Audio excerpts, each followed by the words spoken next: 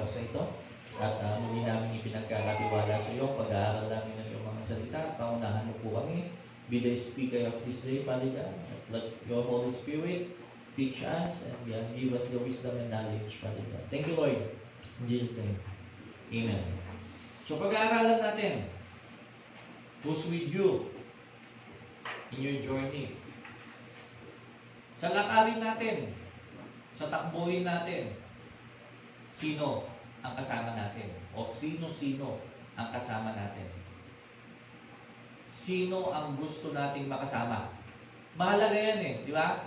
Sa atin nga, meron tayong mga pinipili kung sino yung gusto nating makasama kahit nasa magkakaibigan eh. Meron kang gusto na laging kasama. Kahit sa magbabarkada, hindi yan laging magkakasama lahat. Lagi. Meron kang gustong kasama. Although gusto mo silang makasama lahat, pero meron kayong laging gustong kasama na hindi ka mawawala o hindi kumpleto yung lakad nyo kung wala yun. O yung lakad mo lang, parang ganon. Sa isang magbabarkada, pag halimbawa wala din yung best friend mo, kahit magkakaibigan kayong lahat, parang hindi kumpleto. Kasi meron kang gusto na laging kasama. Sa paglilingkod sa Panginoon, kailangan din alam natin kung sino ang ating kasama. Sa takbuhin natin, sa lakbayin natin, dun sa journey natin sa mundong ito, dapat alamin natin kung sino yung ating kasama. O alam natin kung sino yung dapat na maging kasama natin. Halimbawa, may iuutos sa'yo na hindi mo alam. May papapuntahan sa'yo na hindi mo alam yung lugar. Tanungin mo, sino yung kasama mo? O sino yung makakasama mo? Di ba? Mahalaga yan. Nang sa ganon, magkaroon ka ng, kapanatagan na yung pupuntahan mo, merong nakakaalam. Mas magandang sumama doon sa alam niya yung pupuntahan ninyo kaysa doon sa parehas kayong hindi nyo alam yung pupuntahan. May tendency at malaki ang possibility na maligaw kayo pag parehas ninyong hindi ninyo alam yung pupuntahan ninyo. Exodus chapter 33 verses 15 to 16. 33 ng Exodus 15 to 16. Then Moses said to him, "If your presence does not go with us, do not send us up from here.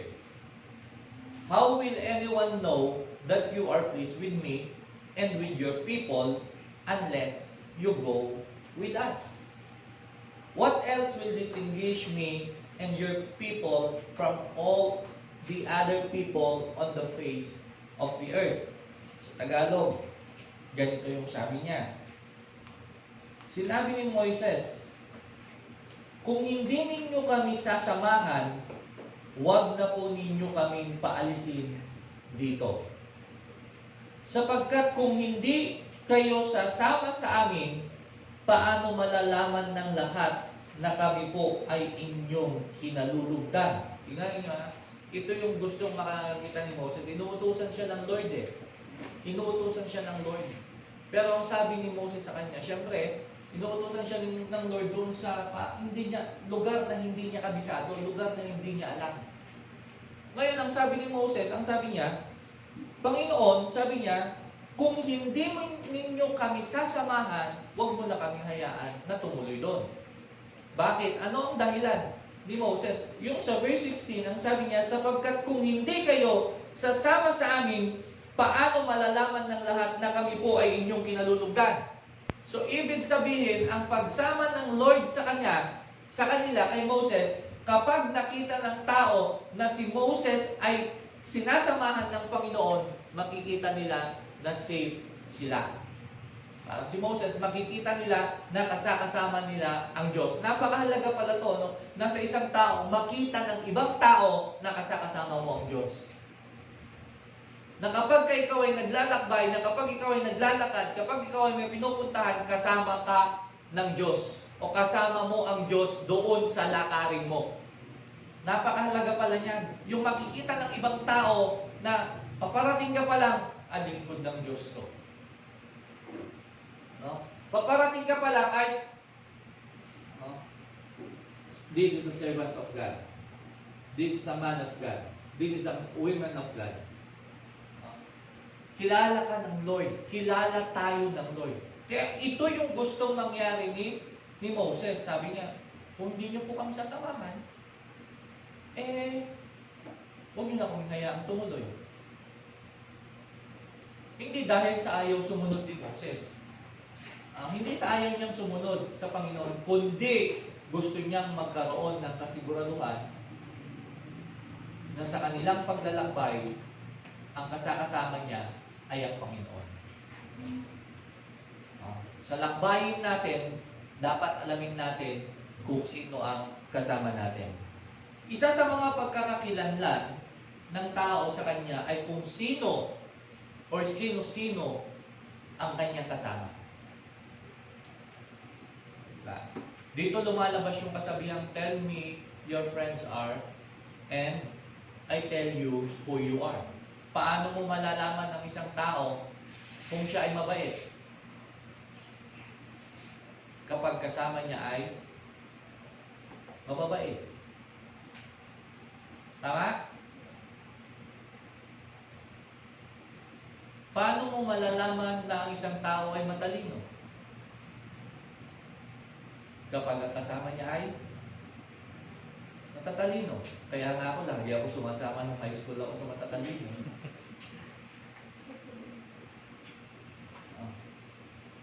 Hindi ako matalino noon. Pero matataas ang nakukuha ko sa exam. Bakit? Kasama ko matatalino eh. Nahahawa ako sa kanila eh.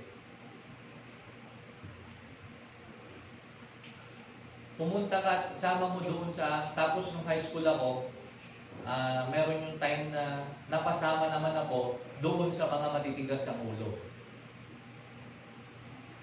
O di tumigas din yung ulo ko. Cutting classes na kami tuwing last subject. Saan kami pumupunta? Doon sa sementeryo. Over tabakod kami. Katabi nung classroom namin, pader, tapos kabila na ng sementeryo. Anong ginagawa namin? Hindi kami namamasyal doon sa mga puntod. At susugal kami doon. Caracruz, Tom Hicks, Pipito. Yung nanay ko, pagka maglalaban ng uniform ko, may barahang na kukuha dito. Kasi dinadaya ko yung mga kalaro ko. Hanggang sa pinatawag kami doon sa principal, nahuli kami. Tsaka magsisisi. Diba? Napakahalaga na alamin natin kung sino yung sasamahan natin. Napakahalaga na alam natin kung sino yung makakasama natin. Sa lakbayin natin, sino ba yung kasama natin? Be sure na yung makakasama natin ay tutulungan tayo doon sa lakbayin natin. Doon sa takbuhin natin. Kasi hindi lahat ng nakakasama o makakasama natin itatakbo o kasamahan tayo hanggang dulo. May mga kasama tayo na hanggang doon sa mga happy moments lang. Pero pagdating na doon sa mga bagay na medyo mahirap nang akyatin, bumabalik na yun or iniiwan ka na, lumiliko na sila ng ignorance. Ngayon, dahil sa ikaw ay parang sa tingin mo, mahihirapan ka din, maboboring kang maglakad na mag-isa, hindi mo na itutuloy. Sasama ka na lang din sa kanila.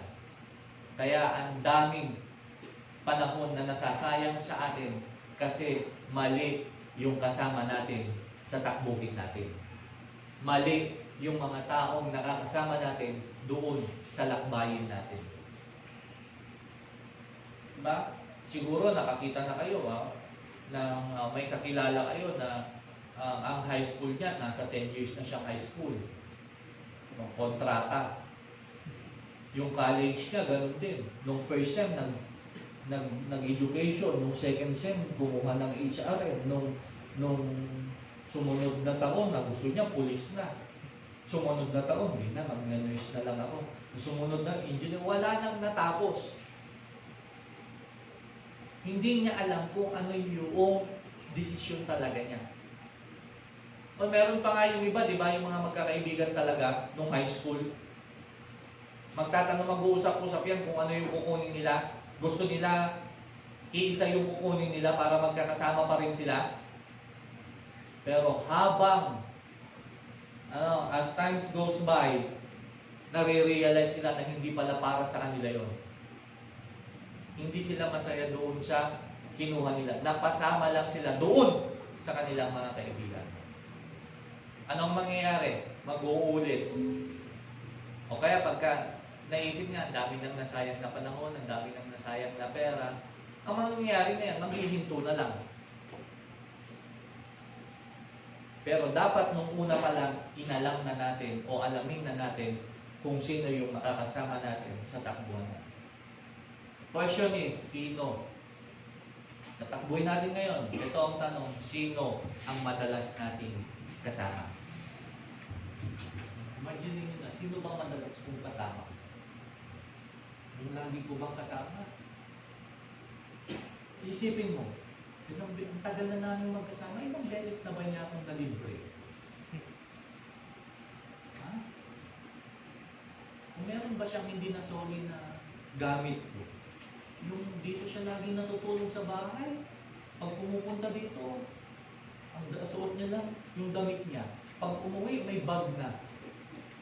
At iba pa yung suot niyang damit.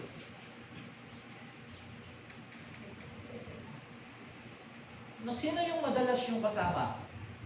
Sa inyong lakbayin, sino yung madalas ninyong kasama? Sa bawat lakarin, kailangan nating siguraduhin na tayo, unang-una, no, sa lahat daw ng lakarin natin, kailangan nating siguraduhin, ha? Hindi po siguro, hindi bahala na, kundi dapat siguraduhin natin, una, na tayo ay ligtas. O safe. Sa lalakarin natin, o sa takbuhin natin, o sa lakarin, o pupuntahan natin, be sure na tayo ay ligtas. And also, tayo ay magtatagumpay. Para saan yung lakarin mo o yung pupuntahan mo kung hindi mo ine-aim na maging victorious? O kung hindi mo i-aim na ikaw ay magtatagumpay, sayang lang. Kailangan doon sa lakarin mo, doon sa journey mo, at the end of the day, o at the end of that journey, dapat masasabi mo na nagtagumpay ako. Di ba pagka yung nag-aaral tayo, nakagraduate tayo, elementary parang hindi ka pa masyadong dyan, hindi mo pa masyadong alam yan na alam mo lang talaga mag-aaral. Nung high school yan, medyo excited na kasi magka-college na, college ka. Pero nung nakagraduate ka na ng college, ma-appreciate mo na yan ng tama kasi ang dami mo nang pinagdaanan na samot-sari. Hindi na pwedeng yung sa high school na, yung sa college na kagaya ng ginagawa sa high school na para easy-easy, papasok kung gusto. Kasi sa college, dyan na magdi-determine kung ano yung magiging kinabukasan mo. Kung makukuha mo ba yung pangarap mo na trabaho, pangarap mo na degree, dyan na mag-determine eh. Kaya hindi mo yan pwedeng basta-bastahin. Kaya dapat sa bawat journey, alamin natin, sa bawat lakarin, alamin natin kung magtatagumpay ba tayo doon. And also, kailangan alamin natin kung may kapakinabangan ba tayo na makukuha doon sa lakarin natin yan. So tatlo, maging ligtas, magtatagumpay, at may kapakinabangan. Pansinin ninyo, isipin ninyo, ilan sa mga lakad natin yung may kapakinabangan talaga? Ilan sa mga pinuntahan natin yung kapakipakinabang? O may napakinabangan tayo sa bandang huli? O baka at the end of the day, yun pa yung naging dahilan para sa pag-aaway natin ng mga magulang natin. Diba? So hindi naging kapakinabangan sa'yo yung lakad mo na yon. Kasi may mga lakad na may papakinabangan ka eh. Yung sabi nga ni Francis, right decision. Diba? Kapag may pinuntahan ka, tapos yung pinuntahan mo, pinamerienda ka, right decision daw.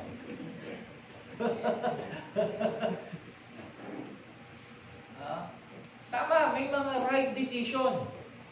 Minsan kasi pupunta ka na lang sa kung saan ka pupunta na, nasayang yung oras mo, makalakad mo, kakapunta mo, kakaikot mo, nasayang yung oras mo, nagutom ka pa. May mga lugar may mga pinupuntahan tayo na meron tayong makukuhang kapakinabangan. So dapat alam natin yan o dapat inaalam natin yan. When we walk, what we should have? Ano ba ang dapat na meron tayo kapag lumalakad tayo?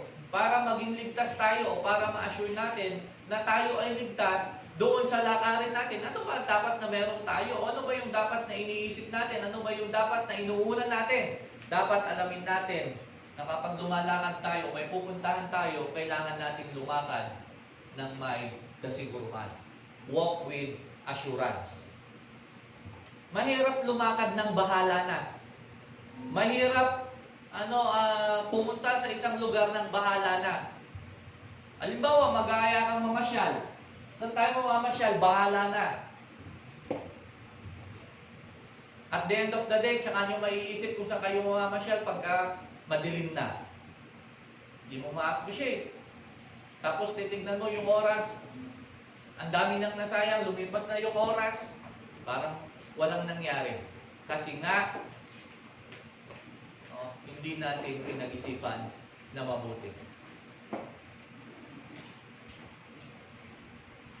Kailangan natin lumakad with assurance. Kailangan natin ng kasiguruhan.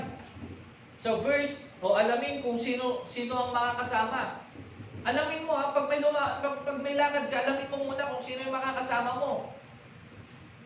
Pag may nagyaya sa'yo, alamin mo kung sino-sino yung makakasama mo.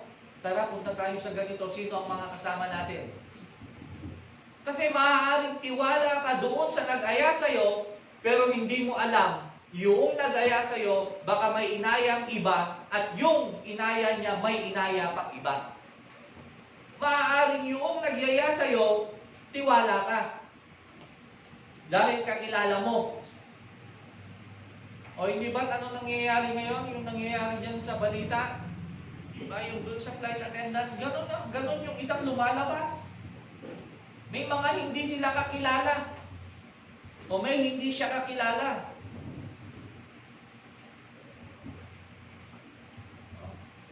Ang daming nga, gaya nga ng sabi ko kanina, ang daming nagiging investigador.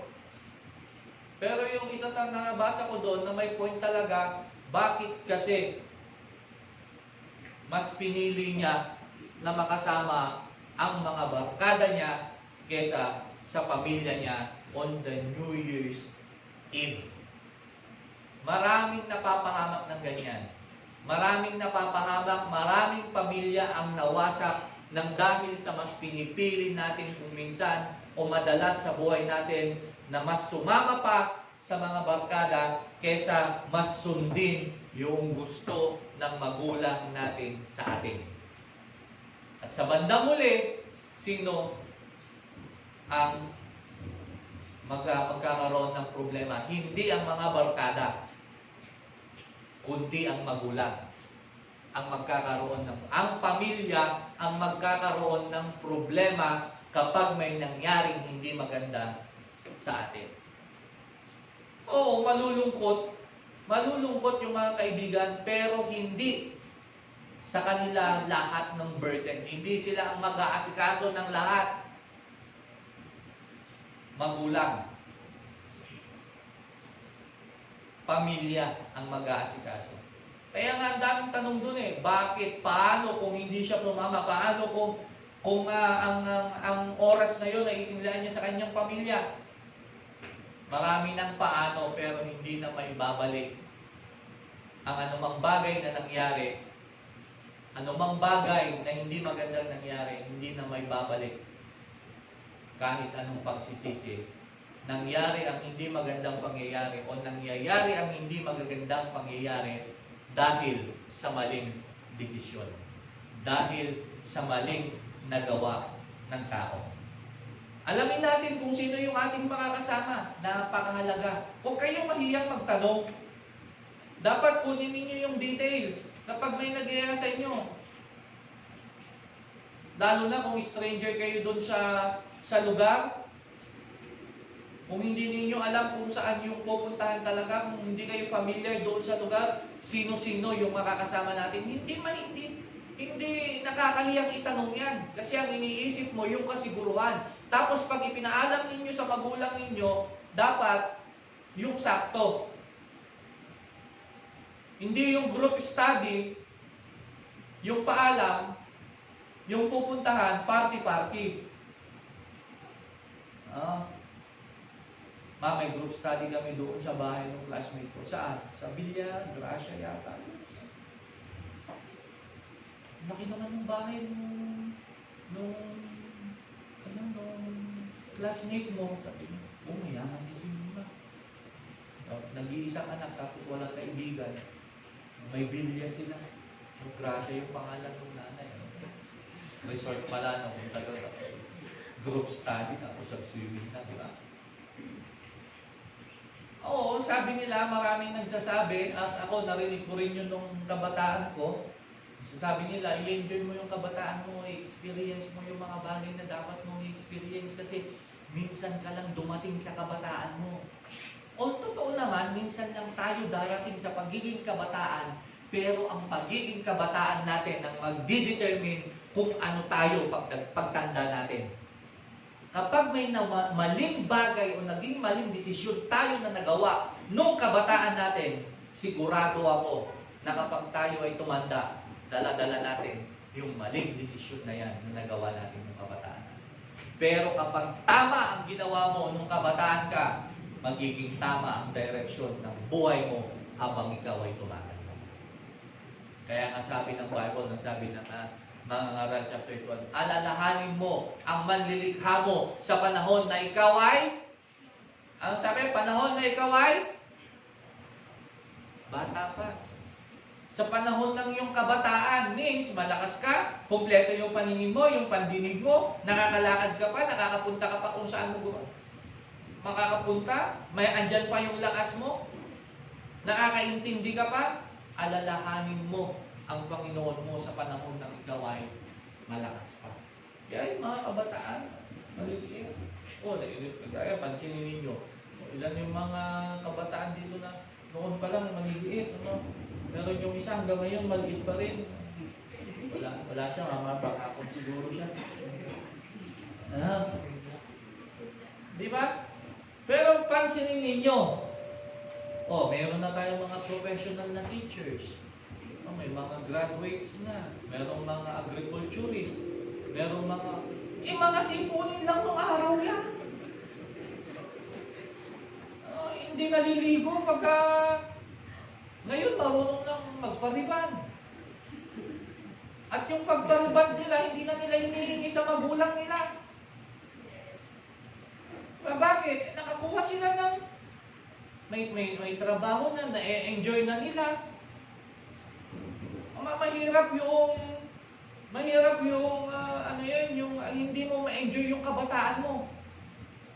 Ang sarap kayang i-enjoy ng kabataan na yung halimbawa, ito yung sasabi ka, ang sarap i-enjoy ng kabataan na may gusto kang bilhin, out of your pocket, mabibili mo. Hindi yung kailangan mo padramahan yung nanay mo. Kailangan mo pang bulahin yung papa mo. Gwapo mo ngayon. Papakabait ka.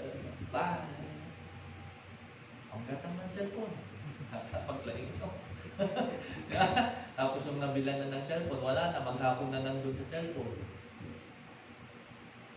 Ginawa man damdaman, dapat po, buyan na pa yan, pinalpas na pa yung episode 8, season 10, nagal ko. Ang daming season yan, umuubos ng oras.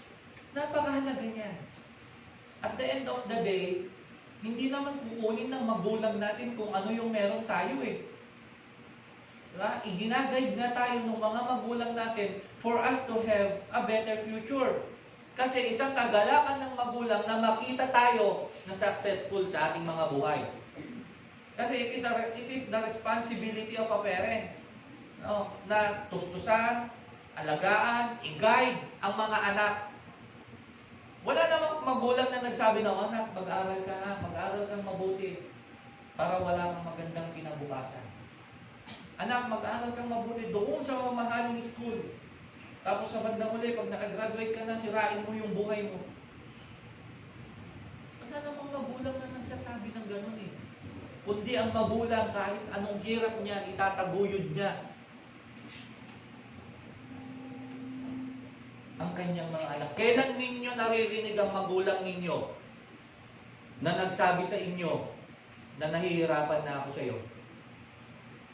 O, narinig na ninyo yan, pero kailan? Yung pagkakataon na yon. Kapag may nagawa tayong hindi tama. Out of the emotion ng magulang, nababanggit niya yung bigat niya. Pero kapag ka nakikita niya na kahit anong hirap, ikaw ay nakikita niya na may yung pinagpapaguran niya ay nagkakaroon ng pakinabang o nagkakaroon ng kabuluhan, hindi yan lalabas sa bibig ng magulang na lumabas man sa kanya na lang, hindi niya yan sasabihin, anak, pagod na ako sa iyo. Pagbutihin mo yung pag-aaral. Saka lang naman lumalabas yun pag may nagawa tayong hindi maganda. Sasabihin niya, anak, hindi namin pinupulot ang pera. Pagbutihin mo naman yung pag-aaral. 5 taon ka na sa 3rd year, Yung mga classmate mo, teacher na ngayon. Yung isa, teacher mo pa. Di ba? Alamin natin kung sino yung makakasama natin, alamin natin kung hanggang saan nila tayo kayang samahan. Ganun yung tinanong ni Moses sa verse 12. Verse 12 ng chapter 33. Exodus pa rin, Sabi niya dito, sinabi ni Moses kay Yahweh, iniutos ninyo sa aking pangunahan ko ang aking bayan. Pangunahan ko ang bayang ito papunta sa lupain ipinangako ninyo. Ngunit di ninyo binanggit kung sino ang makakasama ko. Sinabi pa ninyong lugod na lugod kayo sa akin. Ang hirap nun, di ba? Yung pinapapunta siya doon sa promised land, pero hindi pa niya napuntahan yung promised land na yun, hindi niya alam kung saan ang daan, hindi niya alam kung sinong makakasama niya.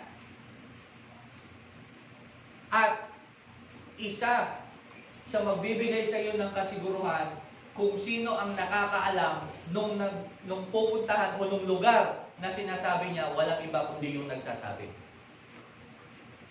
O pag may nagbigay sa inyo, may nagbuto sa inyo, ito yung lugar. Ito yung lugar na pupuntahan mo. Di ba, tanungin mo sa kanya kung anong direction, sasabihin niya. Kasi alam niya yung lugar na yun. Hindi niya ipapapunta sa iyo yung lugar na yon kung hindi niya alam. O di ba, may magpapadeliver sa iyo. Saan po ba yung lugar ninyo? Ano po ang landmark? Ano po yung palatandaan? Saan po bang malapit? Ano po yung mga kilalang establishmento dyan na pwedeng mas madaling alam ninyo yan. Kasi yan yung hinihingi doon sa pinapadeliver ninyo. Sabi nung iba-iba, kayong lockdown, ano ang naipon mo? Mga produkto ng Shopee. Yung naipon, linggo-linggo may dumarating. Ang tawag doon, parcel. Di ba? Bakit? Naka-add to cart, puro add to cart. Lalo na pag yung 1-1, 2-2, 3-3, 4-4. Ganyan, di ba? Sabi ni Moses, gusto niya malaman niya kung sino yung makakasama doon sa lakbayin na yon. Kasi mahalaga nga yun na malaman natin kung sino yung makakasama natin. Hindi alam ni Moses yung pupuntahan na yon, kaya ang tinanong niya ay ang Panginoon. Kasi sigurado si Moses na alam ng Panginoon kung saan yung lugar na yon, kasi siya yung nag-uutos kay Moses. Kaya ang sabi niya, hindi niyo pa sinasabi sa akin kung sino ang makakasama ko. At doon sa ating mga makakasama, kailangan alamin natin kung alamin natin yung promise. Sa verse 14 naman ng Exodus 33 pa rin, sasamahan ko kayo. Tingnan ninyo. Yun yung gusto marinig ni Moses. Hindi nyo pa nga sinasabi kung sino po yung makakasama namin. Sa verse 14, ang sabi ni Moses, ito yung pangako ng Lord sa kanya. Sasamahan ko kayo. Sasamahan ko kayo at bibigyan ko kayo ng kapayapaan. O, di ba? Ang sarap lumakad na meron kang kapayapaan kasi alam mo sa sarili mo na yung kasama mo, alam niya yung pupuntahan nyo. Alam niya yung patutunguhan nyo. Alam niya kung gaano kahirap yung daan. Alam niya kung ano yung pasikot-sikot. Alam niya yung direksyon ng patutunguhan ninyo. Di ba? Ikaw, nakasama niya, meron kang kapayapaan. Kasi nga, alam mo na alam niya yung ginagawa niya. O di ba? Pagka halimbawa may bumibiyahe tayo, sumakay tayo ng bus, sumakay tayo ng sasakyan, ng van, papunta ng iba't ibang lugar. Pag nagbayad ka na, matutulog ka na. Nakakatulog ka ng mahimbing, paggising mo, nandun ka na. Bakit ka nakakatulog? Kasi alam mo sa sarili mo na alam ng driver yung pupuntahan niya. Alam ng driver yung destinasyon ng bus na yun, na kung saan yun hihinto o kung saan yun patungo. Kaya ka nakakatulog ng mahimbing. Pero kung hindi yan alam, makakatulog ka ba? Magiging payapa ka ba? Diba hindi? Kaya dapat alam natin, no, na kapag lumakad tayo, we need to walk with assurance. Dapat lumakad tayo ng may kasiguruhan. Alamin natin yung pangako, and we need to hear the voice nung mismong nag-uutos sa atin o nung mismong nagsasabi sa atin. At kailangan din nating malaman na yung kasama natin ay tamang tao. Napakahalaga niyan. Napaka-importante po nito na sa lakarin natin, yung bawat lakarin natin, alamin natin na yung kasama natin is right person. Tama ba na kasama ko siya? Pansinin ninyo, ang mga magulang ninyo, kapag tama at kilala nila yung kasama ninyo at alam ng magulang ninyo na yung kasama ninyo ay magandang impluensya sa inyo, hindi yung magulang ninyo. Tatawag pa nga yung magulang, o sasabihin pa nga ng magulang, sige, isama niyo yan. Ha? Naalala ko nung kabataan ko doon sa Santiago. Meron akong mga kaibigan doon na kapag pumunta ako doon sa bahay nila, welcome na welcome ako doon sa bahay nila. Nung kaibigan ko na yun. Tapos meron siyang mga kaibigan. Meron din kami mga kaibigan, common friends namin, na kapag sila pupunta, ayaw ng magulang. Hanggang sa sinabi sa akin nung nanay, pag si Alvin ang kasama mo, sabi niya doon siya, pag si Alvin ang kasama mo, panatag-ulan. Kasi alam kong hindi yan gagawa ng, hindi yan nagbibisyo. Nung binata kasi ako, hindi rin naman ako mabisyo. Eh, siyempre, yung marinig mo yun sa magulang ng kaibigan mo, tataba yung puso mo. Ako, may sinabi siyang mga pangalan, pero pag ito yung mga kaibigan mo na nang pumunta, sigurado pag uwi nyo, lasing kayo may sinabi pang hindi magandang salita. No? Kaya kapag right person ang kasama mo, ang kasama natin, sigurado tayo na tiwala sa atin ng mga magulang. Kaya ito si Moses. Si Moses nagkaroon ng kapanatagan. Sabi niya, bibigyan ko kayo ng kapayapaan, sabi niya doon sa verse 14. Kasi alam niya na nasa tamang person, nasa tamang person siya, nasa right person siya. Na ang kasama niya, na ang Panginoon ang kasama niya, makakarating siya doon sa kanyang patutunguhan.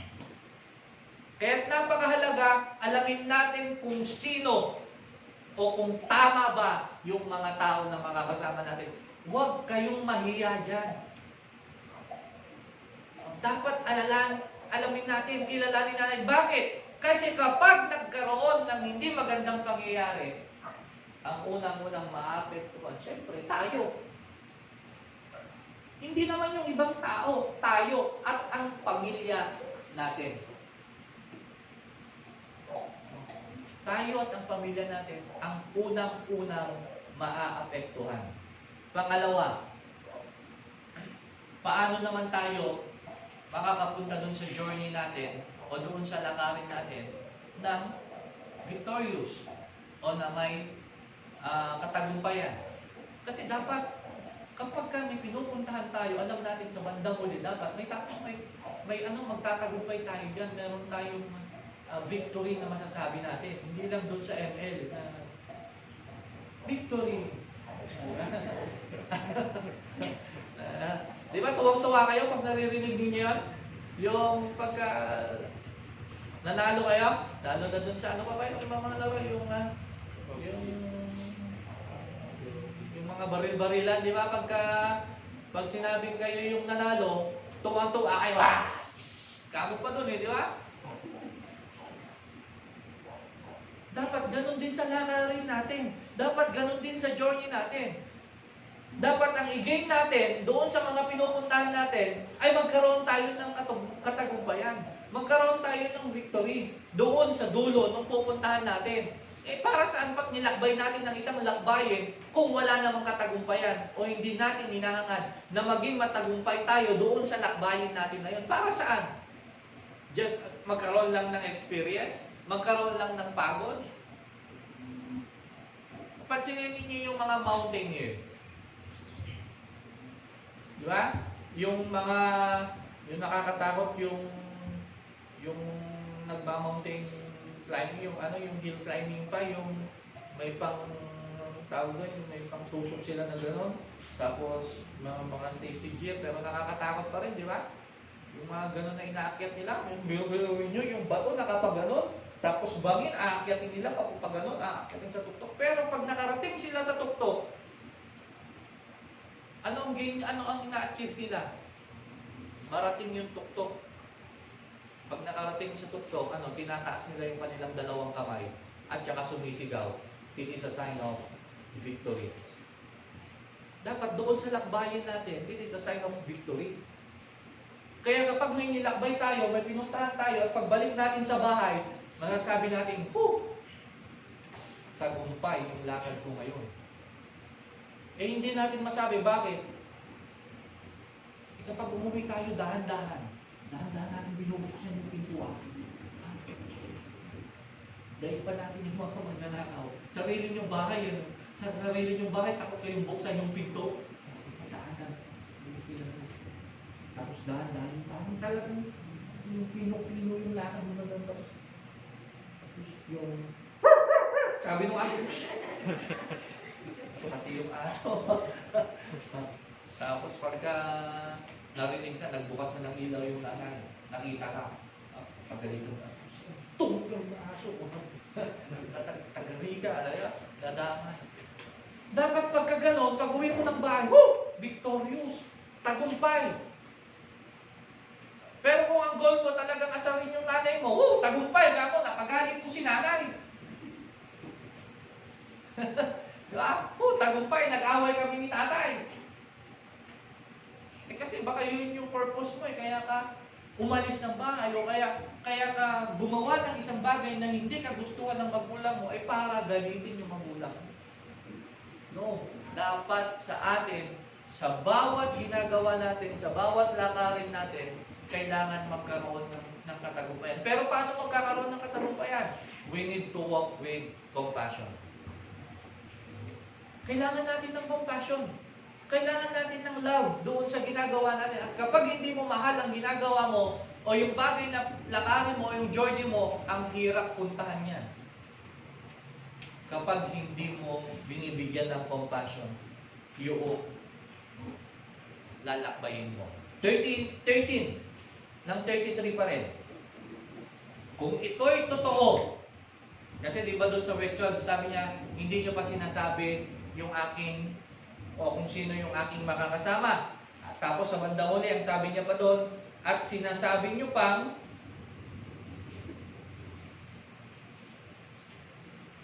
iniutos niyo sa aking pangunahan ko ang bayan ko, sabi ng verse 12, o ang bayang ito, papunta sa lupa yung pinangako ninyo, ngunit hindi niyo sinasabi kung sino ang makakatulong ko, makakasama ko. Sinabi pa ninyong nalulugod po kayo sa akin at kilalang kilala ninyo ako. Sa verse 13, kung ito'y totoo, ipinakikiusap kong sabihin ninyo sa akin ang inyong mga panukala para malaman ko upang patuloy kayong malugod sa akin. Kung talagang nalulugod po kayo sa akin, sabihin ninyo sa akin ang inyong mga panukala. Sabihin ninyo sa akin yung mga dapat kong gawin. Sabihin ninyo sa akin yung inyong mga balak para malaman ko kung ano yung mga dapat kong gawin. Ang sinabing sabihin niyo po sa akin ang inyong plano para yung plano po ninyo ang aking gagawin para malugod po kayo sa akin. Wow, ang sarap pakinggan, di ba? Kung sa isang magulang yan na yung sasabihin natin sa ating mga magulang, Nay, Tay, sabihin na po ninyo sa akin kung ano po yung mga plano po ninyo para po yun po yung magawa ko. Sabihin na po ninyo sa akin kung ano po yung mga dapat kong gawin para po naman lagi kayong malugod sa akin. Hindi ba't sa isang anak kapag tayo naman ay nakarinig ng papuri sa ating mga magulang, yun, ang sarap din sa pakiramdam? Aminin natin at hindi yan. Gusto natin mapakinggan din naman na yung anak ko na to, ang bait-bait niyan. Hindi, wala akong problema sa anak ko na yan. Ang sarap sa tenga kaya nung balon na, sige ba, kwento mo pa ako ng kwento. Diba? Pero pag kayong narinig mo na nagkwento, si anak ko, may nanay, di rin magkana. Pagkadating sa bahay, lalo mag-aaway na naman. Ito, sabi nga, kung ano yung plano ninyo, sabihin na po ninyo sa akin para lalo pa kayong malugod. Para yun ang magawa ko at lalo pa kayong malugod. Kung ganito yung sasabihin natin, Nay, Tay, sabihin na po ninyo sa akin yung plano ninyo para doon po ako kukuha, para yun po yung susundin ko, para yun po yung magiging direction ko, nang sa ganon patuloy po kayong malugod sa akin. Diba? Kaya lang, may mga anak na yun, nakakalungkot. Bakit ako? Namukararami ko. Diba?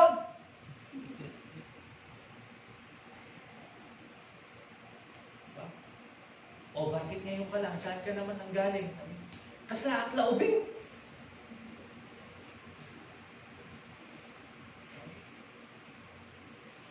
Alam ko na yung ginagawa ko.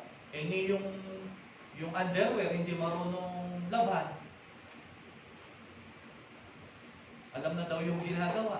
Tambak-tambak. Hindi marunong magluto. Bakit yun? Hindi ka marunong magluto. Magluto ka nga ng kanin. Nagluto ng kanin, lugaw, kinalabasan.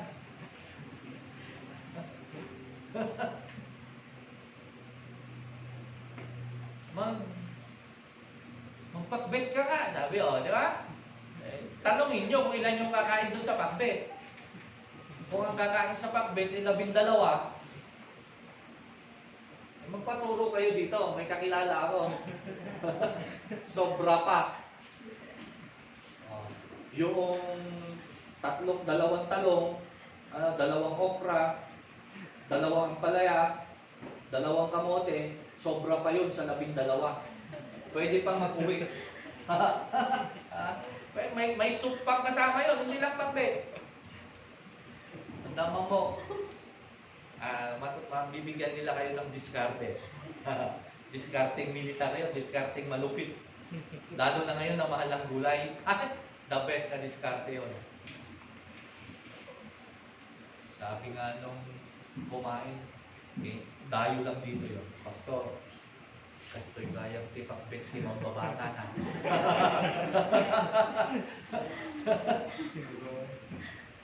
Nagkadudi ko na.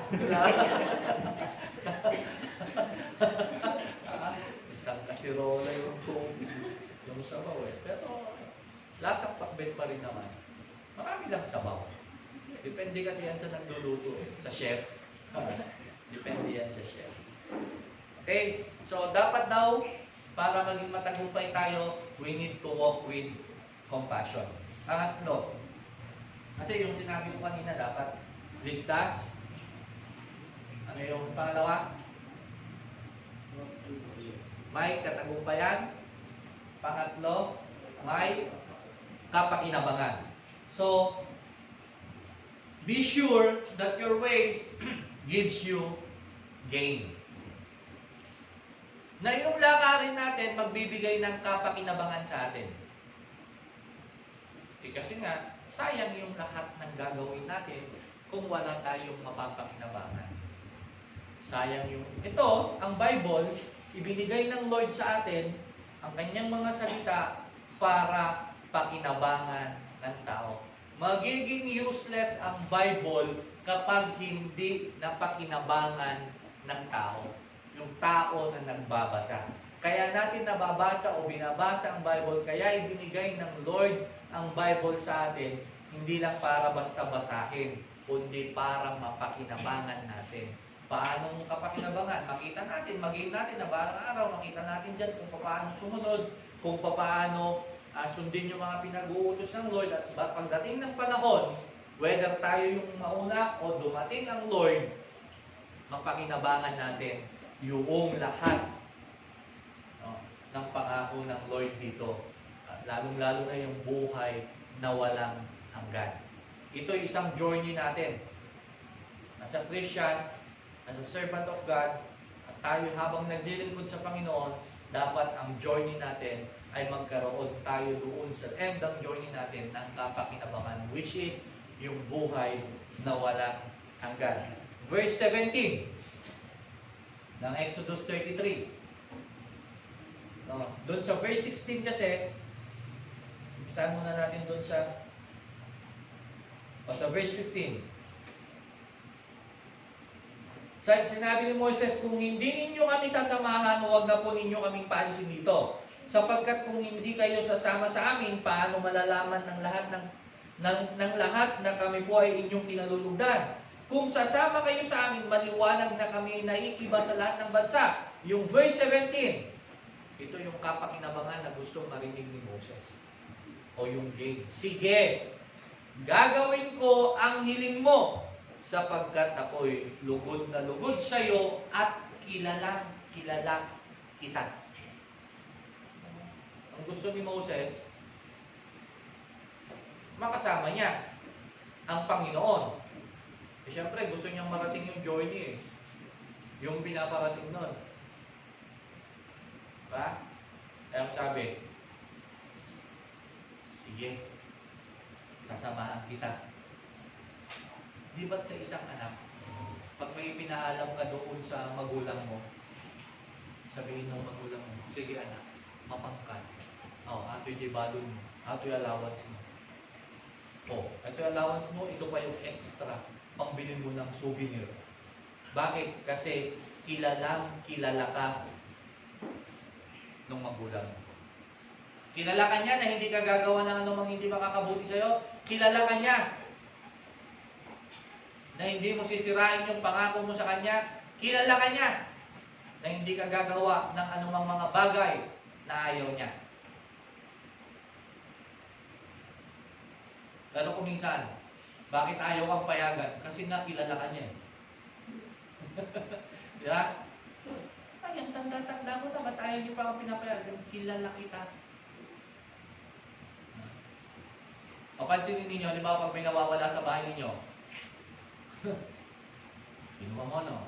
Bakit ako ang unang-unang mong puntirya? Pag kilala kita. Galang na sinasabi, kilala kita. Pag kami nawawala, alam ko ikaw kumuha. Hindi ako. Hindi ako. Yung totoo. Sige na, aminin mo na kahit. Sige na nga, ako. Diba? Kasi nga alam niya, alam ng magulang kung sino ang bawat anak niya. Kilala niya kung sino yung mahinang kumain. Kilala niya kung sino yung dapat talagang pagka may ulam, 3 yung ulam niya, tig-isa lang yung sa kapatid niya. Alam niya yan. Kasi kilala. Ang gusto ni Moses na marinig, isamahan sila ng Panginoon.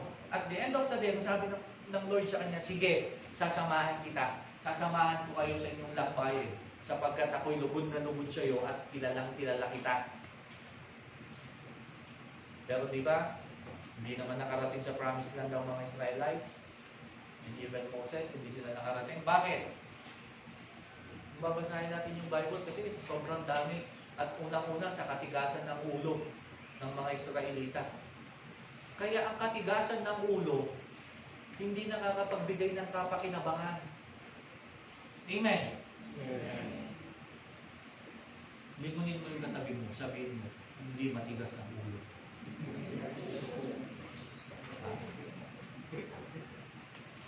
Anong sabi niya? Well, niya.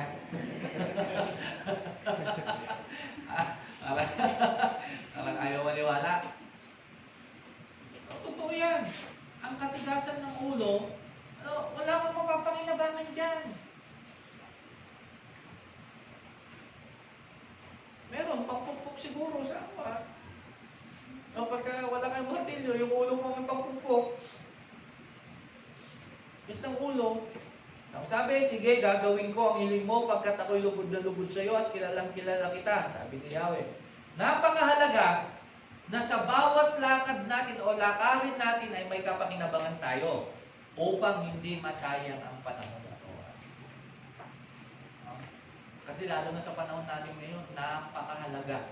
Although kahit naman ulang panahon, napakahalaga ng panahon at bawat oras. Dapat ang oras at panahon natin ay hindi nasasayang o hindi dapat masayang ang panahon at oras natin. Tsaka natin babalikan yung panahon na sabihin natin, kung may babalik ko lang yung panahon. Babalik ko lang yung panahon noon. Eh wala na, hindi na natin may babalik yung panahon noon. O meron pa nga yung iba, yung mga anak, sabi nga, halimbawa yung magulang nila, wala na, kinuha na ng Lord yung magulang nila. No, iiyak yung anak, nanay, sundin ka, nagsingsipita mo. Wala na, hindi na maririnig mo. Susundin ko na yung mga pangako, yung mga pag-aaral mo, bumabuhay ka na. Habang may panahon, habang may pagkakataon, kailangan natin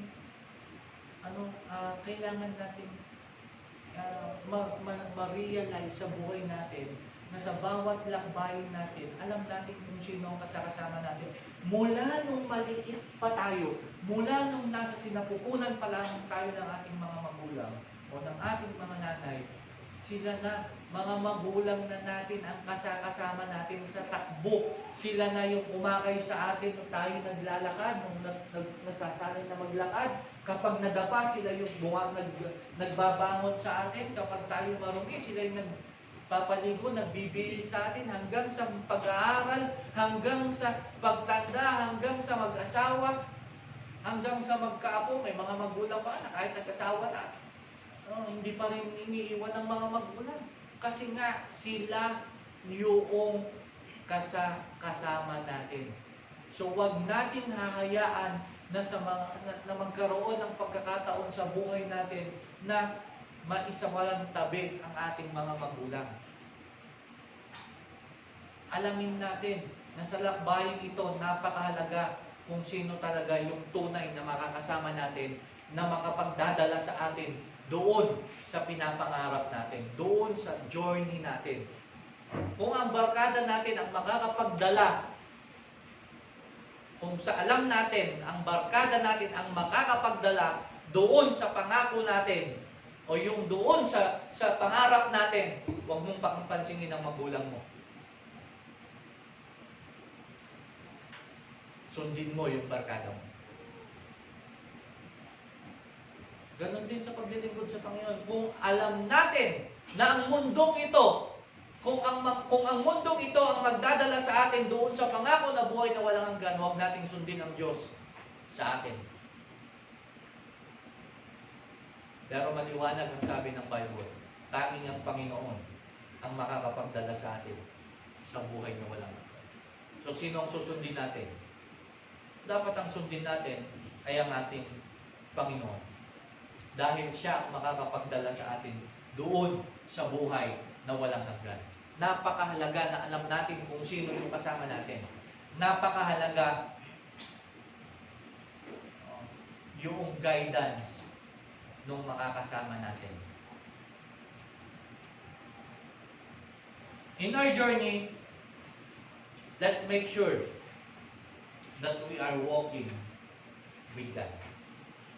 Sa lakarin natin, sa takbuhin natin, siguraduhin natin na ang kasama natin sa ating takbuhin o lakarin o lakbayin, walang iba kundi ang ating Panginoon. Dahil kapag kasama natin ang Panginoon, magkakaroon tayo ng kapanatagan. Gaya ng sabi ni Moses, no? Gaya ng sabi ng Panginoon kay Moses, dahil ako'y nalugod sa iyo, asamahan ko kayo at magkakaroon kayo ng kapanatagan. Kasi sabi ko sa inyo, lalong-lalo na sa mga kabataan, alamin ninyo kung sino yung kasama ninyo sa journey ninyo. Napakahalaga yan. Alamin ninyo kung sino dapat ang makasama ninyo sa journey ninyo, sa takbuhin ninyo. Huwag niyong hayaan na masira yung pangarap ninyo ng dahil sa maling desisyon. At pagka nagkaroon ng maling desisyon, ang hirap na ibalik yung ating mga nasimula. No? Ang kaibigan, marami yan. Kahit saan ka pumunta, magkakaroon ka ng kaibigan. The question is, sila ba yung magdadala sa'yo patungo doon sa journey mo? Sila ba yung makakasama mo hanggang dulo doon sa journey mo? Ako talaga. May mga kaibigan ako. Madalas, nung high school kami, magkasama kami. Halos magkasama kami araw-araw noon. Hanggang pag nag-uwian, halos ayaw na maghiwalay. Mga kaibigan ko nung elementary, mga kaibigan ko nung high school. Hanggang sa meron ako pinagsabihan, meron kami nagkita-kita kami ng magkakaibigan. Tapos meron ako ng kaibigan, may dala-dalang alak. Sabi ko, sila nang ginuman, ang pinapainom nila ako. Sabi ko, hindi na ako umiinom. Sabi ko, hanggang sa lumabas dun sa bibig niya, nung medyo nakainom na. Ganun talaga, di ba? Sabi ko nung nakaraan, ganun talaga, pagka medyo nakainom niya, pumuspuluro pa tao nun. Nung nakainom, ang sabi niya, wala pare, sabi niya, nagbago ka na. Pinagpalit mo na kami, mga kaibigan mo. Sa boyfriend yung mga totoong kaibigan mo. Sabi niya, bago ka na, wala ka nang pakikisama. Hindi ko naman siya, ngingiti-ngiti lang ako. Kasi nga, hindi ka naman mananalo sa taong lasing eh. Ngingiti-ngiti lang ako. Tapos nung kinabukasan, na kinausap ko siya, sinabi ko, pare, sabi ko, kaibigan ko kayo. Kaibigan ko kayo, sabi ko. Pero kung ang basehan ninyo ng pagiging kaibigan ay kung gagawin ko kung ano yung ginagawa ninyo, hindi bali na huwag na ninyo akong maging kaibigan. Huwag mo na akong ituring na kaibigan. Sabi ko sa kanya. Pero ikaw, tinuturing ko pa rin na kaibigan. Sensya na pare, nakainom lang kahapon. Kagabi, sabi, nakainom lang. Hindi rin ako. O tingnan nyo, nakainom lang. Sabi. O di alam pa rin niya yung ginagawa niya. Paglasing. Diba? Hindi totoo yung sinasabi na nakainom ako, hindi ko alam yung ginagawa ko. Diba? Alam kasi nila yung O pansinin nyo yung mga nagkakagawa ng krimen. Nagawa ko lang yun kasi sa halimbawa yung nakasaksak, nagawa ko lang yun dahil lasing ako, hindi ko alam yung ginagawa ko. Alam niya! Kasi alam niya pala na nagawa niya nung lasing siya.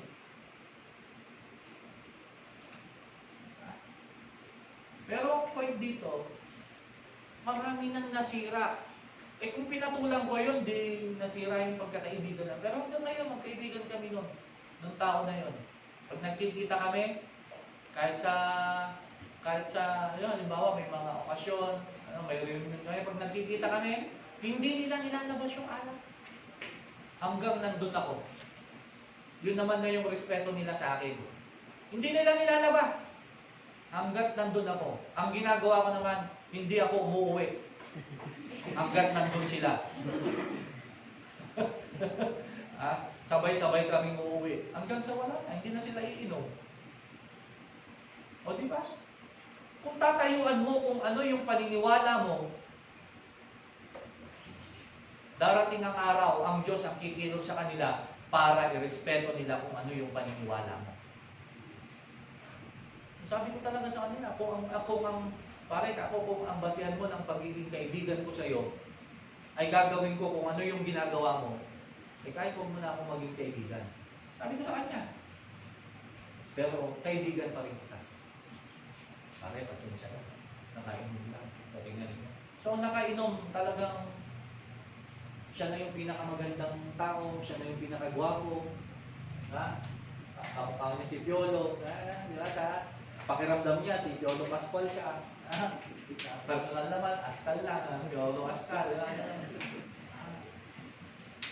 Makakita ng babae, alam mo siya na Miss, hi, paalan mo, di ba, call number mo, pero pag hindi naman lasing, parang bisukol ka ng tikulan, nakakaroon na doon lang. Meron pa nga yung iba, pagkalasing, English ng English eh. Hi, how are you, my friend? Di ba yung pag-uusapan English, ang gagaling na mag-English. Bakit kaya? How are you? I miss you. Pero pagka normal naman, hindi makapagsalita. My point is this. Bago ako magtapos. Doon sa journey natin, marami tayong mga rough road na dadaanan. Marami tayong pagsubok na pupuntahan. Marami tayong mga trials na pagdadaanan. But kung alam at kilala natin yung ating makakasama, hindi tayo magdadalawang isip na ituloy yung lakbayin natin dahil meron tayong alam na kasama na makakatulong sa atin. Kaya napakahalaga sa ating lakbayin na alamin natin o alam natin kung sino yung kasama natin. At be sure na yung makakasama natin, sasamahan tayo hanggang sa dulo ng ating lakbayin. Kaya napakahalaga niyan, alamin natin. Yung hindi tayo papahamak, alamin natin na kahit dumaan tayo sa pagsubok, nandun yung tao na makakasama natin. O nandun yung makakasama natin. Amen. Palapakan natin ng Panginoon. Tumayo tayong lahat. Tayo manalangin na.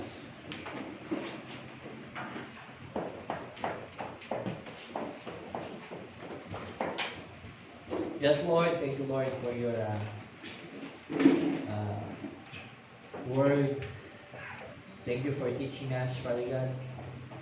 Salamat dahil sa araw-araw, sa bawat pagkakataon, kami yung tinuturuan. Salamat dahil itinutuwid mo kami, Panginoon, sa aming mga pagkakamali. Itinutuwid mo kami sa aming mga landasin. Maraming panahon, maraming pagkakataon na kami naliligaw, na kami, Panginoon, ay nadideceive ng mundong ito. Maraming pagkakataon na kami, O Diyos, ay nalilinlang ng gawa ng mundong ito. But still, salamat, Lord, sa pagtutuwid mo sa amin. Isang katunayan na mahal mo kami dahil itinutuwid mo kami. Kaya sa oras na ito, Panginoon, nalangin kami, and I pray, Father God, sa lahat ng aming mga kapatid na namin. Lord, nasa daan man kami, nasa pagkakataon man kami ng takbuhin o lakbayin ng aming buhay na mali ang aming nakasama, humihingi po kami ng tawad. At ipakita mo po sa amin, Panginoon, malaman namin na sa aming lakarin, na sa aming lakbayin, ikaw ang dapat unang-unang makasama namin, Panginoon. At bigyan mo rin kami ng mga tao na makakasama namin. Especially, alam namin ang aming mga magulang, ang aming pamilya, ay kasama namin sa aming lakbayin. Lord, may mga tao rin na pagkaloob mo sa amin na makakatulong na ilapit kami doon sa lakbayin namin. Hindi ilahin kami papalayo, hindi hadlangan yung journey namin, at hindi rin yung ipigil o i-delay yung plano mo sa amin. Hindi, Panginoon, i-direct mo yung aming mga paningin sa iyo lamang. Bigyan mo kami ng mga taong tama na makakatulong namin para marating namin yung journey namin. Salamat, Panginoon, sa pagkakataon. Salamat sa iyong mga salita na aming napakinggan. Salamat sa pagtutuwid mo. Salamat sa pagtuturo mo sa amin. Minsan, Panginoon, ang iyong mga salita ay tumatama sa amin, Panginoon, at nagiging pagpapalo sa amin, pagtutuwid sa amin. But Lord, gaya ng isang magulang, itinatama ang kanyang mga maling anak. O mali ng kanyang mga anak na nagagawa dahil mahal niya ito at ayaw mapahamak. Ganon ka rin, Panginoon. Itinutuwid mo kami dahil mahal mo kami at ayaw mo kami mapahamak. Ang nais mo sa aming Panginoon ay magkaroon ng isang buhay na masaya at buhay na ganap. Kaya sa oras na ito, I pray, Father God, sa aking mga kapatid na naririto. Lord, be with them in their journey. Samahan mo sila sa lakbayin ng kanilang mga buhay, Panginoon. Hanggang sa marating nila ito, marating nila ito ng ligtas, magkaroon ng katagumpayan, sa bandang uli, makamit namin ang kapakinabangan na nanggagaling sa iyo. Salamat po ng maraming O Diyos. We entrusted everything unto you.